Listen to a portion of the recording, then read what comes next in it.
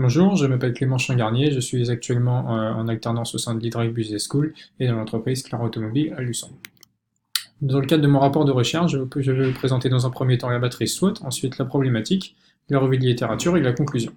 Donc le matrice SWOT, au niveau des opportunités et menaces de notre marché automobile luçonnais, nous avons un développement des locations avec option d'achat, nous avons un développement des véhicules propres et nous avons une prime à la conversion qui permet de renouveler le parc de véhicules actuel. Au niveau des menaces, le marché du diesel chute, les clients sont sensibles aux véhicules propres et on a énormément de taxes et de malus écologiques. Au niveau des forces de notre concession, on bénéficie de la notoriété de Peugeot, on a une sortie de produits également, actuellement avec la sortie donc, de la 3008, 5508 en hybride et la 208 en électrique. Au niveau des faiblesses de notre marché, on a une gamme électrique qui est encore restreinte, on manque de communication dédiée donc, aux véhicules propres et on n'a aucune borne de recharge en concession. Notre problématique, comment développer une communication personnalisée sur les véhicules vertueux auprès d'une cible permettrait d'accroître le chiffre d'affaires de la concession. Notre revue de littérature va être axée en 5 parties. Dans un premier temps, au niveau des communications personnalisées, on va parler de marketing one-to-one et inbound marketing. Le marketing one-to-one va permettre de personnaliser son offre en fonction des attentes des clients, ce qui va les fidéliser.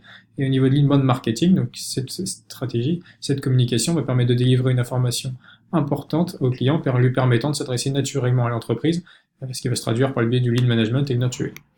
Le rôle de l'État dans le monde automobile, donc l'État met aujourd'hui en place des lois, donc par exemple avec la loi relative à la transition énergétique, qui s'appelle le plan climat, ou la prime à la conversion, donc pour les particuliers qui va permettre de renouveler leurs véhicules, et pour aider les concessions, il met en place donc des aides liées à l'installation d'infrastructures, avec par exemple les bornes de recharge rapide. Les solutions aujourd'hui face au réchauffement climatique, donc ça va être les énergies renouvelables qui ne s'épuisent pas, leur consommation ne diminue pas leurs ressources, et également on pense qu'avec le temps, leur tarif va diminuer, donc ils vont être moins chers que les énergies fossiles. Aujourd'hui on a un secteur automobile donc, qui est fortement influencé par les normes environnementales, et il va être vraiment important de se tourner vers ce type d'énergie. L'enjeu de l'économie circulaire aujourd'hui va être de combattre le réchauffement climatique, de préserver la santé et de préserver les ressources naturelles. Aujourd'hui, donc il y a une question qui se pose, va-t-on acheter ou louer ce type de véhicule, ces véhicules propres?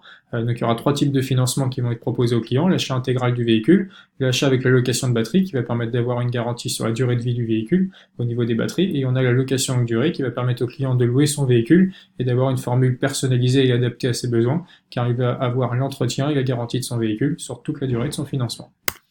Au niveau du plan d'action, donc pour notre concession, il va être important de se développer dans les véhicules propres, de mettre en place donc, des bornes de recharge rapide à l'entrée de notre parc, et il va falloir développer une communication personnalisée sur une cible, par exemple une cible de clients qui ont acheté des véhicules électriques ou essence depuis plus de 5 ans, et il va être important donc, pour la concession de faire découvrir une expérience d'achat unique aux clients pour le fidéliser. Au niveau de la conclusion, donc le fait de développer une communication personnalisée va permettre d'attirer le client en concession. Ensuite, nous allons lui faire découvrir un parcours d'achat unique et nous espérons donc lui vendre un véhicule vertueux. Une fois qu'il aura acheté son véhicule, il va avoir le sentiment d'être acteur envers la protection de l'environnement. Son véhicule, peut-être qu'il va l'acheter en location également, donc ça va permettre de le fidéliser auprès de la concession et ce client-là va être très satisfait. Merci pour votre écoute et à bientôt.